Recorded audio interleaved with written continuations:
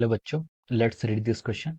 So the question says a projectile is fired from the surface of the earth with a velocity of 5 meter per second at an angle theta with the horizontal. Another projectile fired from another planet with a velocity of 3 meter per second at same angle. Follow a trajectory of the projectile fired from the earth. The value of acceleration due to gravity on the planet is in meter per second square. Option A 3.5, option B 5.9, option C 16.3, option D 110.8।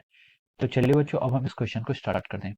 तो देखिए बच्चों इस question का जो आपका की concept है, ठीक है, इस क्वेश्चन का की कॉन्सेप्ट ये है कि आपको देखिए इस क्वेश्चन में बोला गया है कि जो दो प्रोजेक्टाइल है, ठीक है, दोनों प्रोजेक्टाइल क्या करते हैं, follows A trajectory of the projectile fired from the earth.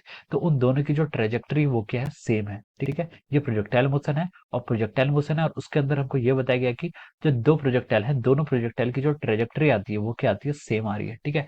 तो हम इसका की कॉन्सेप्ट लिख सकते हैं क्या, इक्वेशन ऑफ ट्रेजेक्टरी लिख सकते हैं। इसका की कॉन्सेप्ट क्या हम लिख सकते हैं यहाँ पर, the key concept of this question is equation of trajectory for projectile, ठीक है, इक्वेशन ऑफ ट्रेजेक्टरी, ठीक है, equation of trajectory for projectile. For projectile में इससे लिख रहा हूँ क्योंकि हमें क्या बताना है यहाँ पर, प्रोजेक्टाइल की ट्रेजेक्टरी को यहाँ पर डिस्कस करना है, ठीक है। तो देखिए दोनों अगर सेम पाथ फॉलो करते हैं, इसका मतलब है कि दोनों सेम ट्रेजेक्टरी की जो इक्वेशन है उसे फॉलो करेंगे।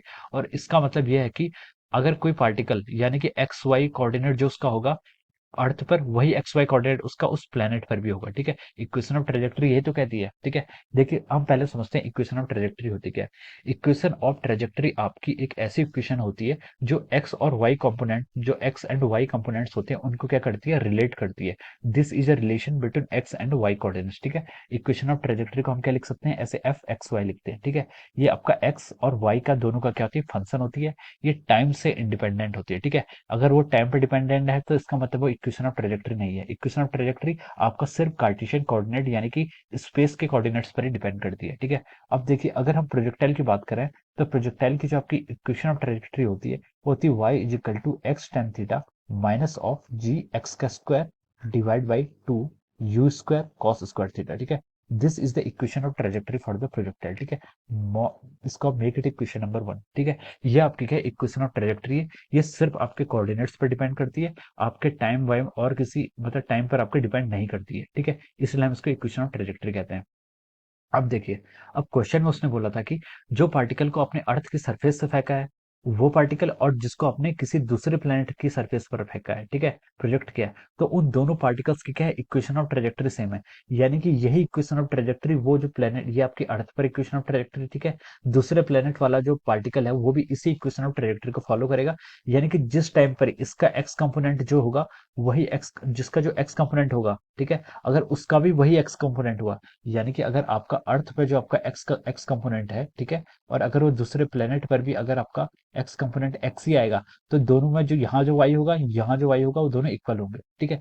यानी कि यहाँ पर जो एक्स वाई कंपोनेंट, अगर वहां के एक्स वाई कंपोनेंट दोनों क्या होंगे, सेम होंगे। इसका मतलब ये है इक्वेशन ऑफ ट्रैजेक्टरी फॉलो करता है, तो इसका मतलब ये है कि एक्स वाई कोऑर्डिनेट और वहां के एक्स वाई कोऑर्डिनेट दोनों सेम इक्वेशन को फॉलो करेंगे, ठीक है। तो हम कह सकते हैं कि अब देखिए इतना हमें पता चल गया, ठीक है। अब क्वेश्चन पे स्टार्ट करते हैं। क्वेश्चन क्या बोला था उसने, a projectile is fired from the surface of the earth with a velocity of 5 metre पर सेकंड, ठीक है। अर्थ के सरफेस को हम मान लीजिए 1 बोल देते हैं, ठीक है। यहाँ पर हम डिस्टिंक्शन कर लेते हैं, ये आपका 1 मतलब आपका अर्थ के लिए यूज कर रहा हूँ मैं, प्लेनेट के लिए आपका 2 यूज कर रहा हूँ, ठीक है। अब यहाँ पर अर्थ की मैं आपकी u1 मतलब velocity, initial velocity in the अर्थ कितनी दी है आपको, 5 मीटर पर सेकंड दी है, ठीक है। Surface of the earth with initial velocity 5 metre पर second at an angle theta with the horizontal, horizontal के साथ थीटा डिग्री का एंगल बना रहा है, ठीक है। Another projectile fired from another planet with velocity of 3 metre पर सेकंड, वहां पर उसकी वेलोसिटी कितनी दी है, 3 मीटर पर सेकंड गिवन है, with the same angle, angle भी सेम है। follows the trajectory of the projectile fired from the earth, the value of the acceleration due to gravity on that planet। हमें वहां पर क्या बतानी है, acceleration due to gravity की value बतानी है, ठीक है। अब देखिए एक्स और वाई आपके कॉमन रहेंगे, जो एक्स वाई यहाँ पर अर्थ पे है वही एक्स वाई वहां पर भी रहेंगे, क्योंकि इक्वेशन ऑफ ट्रेजेक्टरी फॉलो करती है, ठीक है। तो देखिए एक्स और वाई आपके क्या रहेंगे, सेम रहेंगे। अब बोला है उसने, देखिए क्वेश्चन में जिस एंगल थीटा से अर्थ में प्रोजेक्ट किया वहां पर भी उसी सेम एंगल थीटा से प्रोजेक्ट किया, तो थीटा सेम रहेगा तो आपका टेन थीटा भी आपका सेम रहेगा, ठीक है। अब देखिए एक्स कंपोनेंट आपका सेम रहेंगे, दोनों फॉलो करेंगे। Cos square theta again same रहेगा, टू भी आपका सेम रहेगा। अब बचा क्या, किस पर डिपेंडेंसी आ रही है? डिपेंडेंसी आ रही है आपकी जी और यू पर। जी दोनों के लिए अलग अलग होगा और यू आपके लिए अलग अलग है, वो आपको क्वेश्चन में मेंशन किया हुआ है, ठीक है। और जी भी आपका अलग अलग होगा।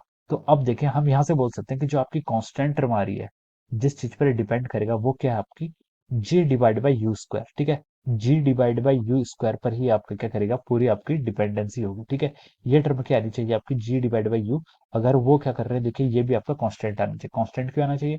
क्योंकि देखिए यहाँ पर जो ट्रेजेक्टरी फॉलो कर रहा है अर्थ पर, वही सेम ट्रेजेक्टरी वो दूसरे प्लेनेट पर भी फॉलो कर रहा है। तो जी डिवाइड बाई यू स्क्वायर का रेशियो भी आपका कांस्टेंट आना चाहिए, क्योंकि बाकी सब आपका कांस्टेंट है। एक्स टेन थीटा ये भी कांस्टेंट है, ये भी कांस्टेंट होगा, तभी आपका ये, देखिए कांस्टेंट माइनस कांस्टेंट एक कांस्टेंट ही आता है, ठीक है। तो वहां पर भी आपका एक कांस्टेंट आएगा, ठीक है। तो ये आपका जी बाई यू स्क्वायर को भी क्या होना पड़ेगा, कांस्टेंट होना पड़ेगा। तभी ये दोनों एक इक्वेशन ऑफ ट्रेजेक्टरी को दोनों प्लैनेट्स में, अलग अलग प्लैनेट्स में फॉलो करेंगे, ओके। आपको यहाँ से इतना पता चल गया। अब देखिए ये आपको यहाँ से इसका कॉन्सेप्ट मिल गया है। अब देखिए जीवन क्या होगा आपका, acceleration on the earth, earth पर जितना एक्सेलरेशन ड्यू टू ग्रेविटी की वैल्यू है, डिवाइड बाई यू वन का square, this is the initial velocity in the earth.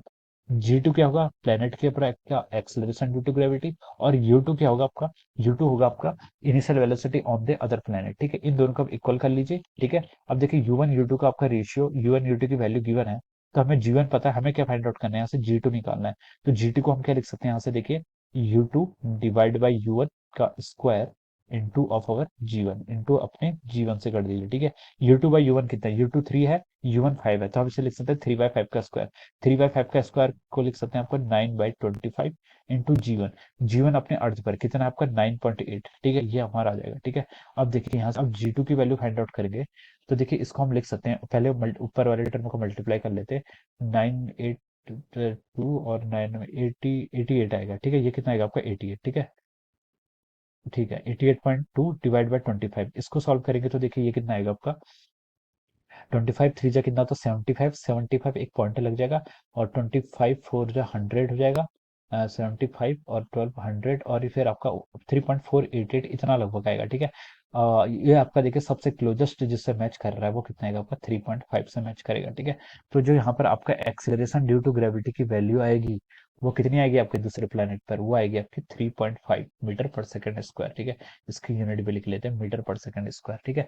So this is the acceleration due to gravity on that planet. और यहाँ पर आपका क्या कर रहा है, ऑप्शन ए से क्या कर रहा है आपका, मैच कर रहा है। तो हम लिख सकते हैं कि यहाँ पर आपका जो ऑप्शन ए है, option A is correct. Option A क्या हो जाएगा आपका, करेक्ट ऑप्शन हो जाएगा, ठीक है। तो देखिए यहाँ से आपका ऑप्शन ए को आप राइट ऑप्शन बता सकते हैं, okay. So I hope you all understood this concept. All the best and thank you so much.